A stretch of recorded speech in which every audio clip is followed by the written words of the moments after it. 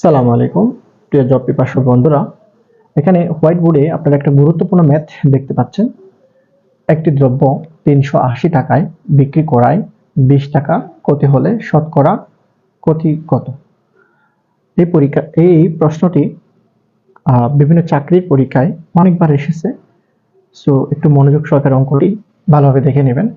অনেকেই ভুল করে অঙ্কটাকে, কারণ এটাকে 380 টাকায় বিক্রি করাই বলছে, বাট এটাকে তারা কি করে এটাকে ক্রয় মূল্য ধরে অঙ্কটাকে ভুল করে ফেলে, কিন্তু ক্রয় মূল্য নয়, 380 টাকাটা ক্রয় মূল্য নয়। অনেকেই ভুল করে এই জিনিসটা। তো প্রথমত চিন্তা করতে হবে যে এখানে যেহেতু 380 টাকায় বিক্রি করাই 20 টাকা ক্ষতি হয়েছে, তাহলে বিক্রি করাই তাহলে এটা বিক্রয় মূল্য।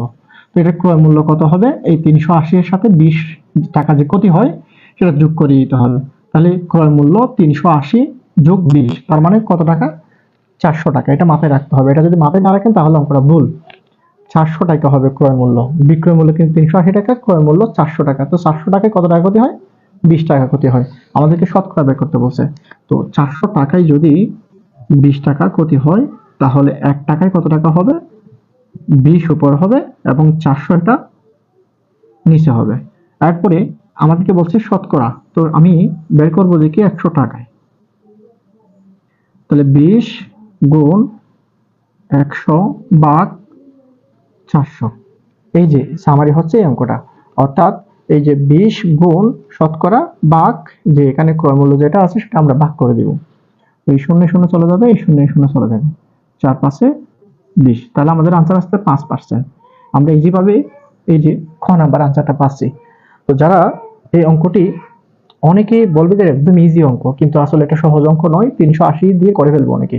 380 টাকায় ক্ষতি হয় 20 টাকা, 1 টাকায় ক্ষতি হয়, আর 100 টাকায় ক্ষতি হয়। এভাবে করলে আনসারটা ভুল আসবে, কারণ এটা বিক্রয় মূল্য ছিল। আমাদেরকে বুঝতে হবে যে 380 এর সাথে 20 যোগ করলে এটা ক্রয় মূল্য হবে, তাহলে অঙ্কটা সঠিক হবে। তো আমি জব পিপাসু বন্ধুরা আপনাদের সবাইকে বলতে চাচ্ছি, আমি Abu Bakar sir ABS online স্কুলের পক্ষ থেকে আমি প্রতিদিনই আমার চ্যানেল থেকে 2-1টি করে ম্যাথ আমি প্রথমত সবসময় পাবলিশ করতেছি। আপনারা অবশ্যই আমার চ্যানেলকে দেখে আসবেন। যদি ভালো লাগে তাহলে অবশ্যই সাবস্ক্রাইব করবেন আর লাইক ও ফলো করবেন। ভালো থাকবেন সবাই। আল্লাহ হাফেজ।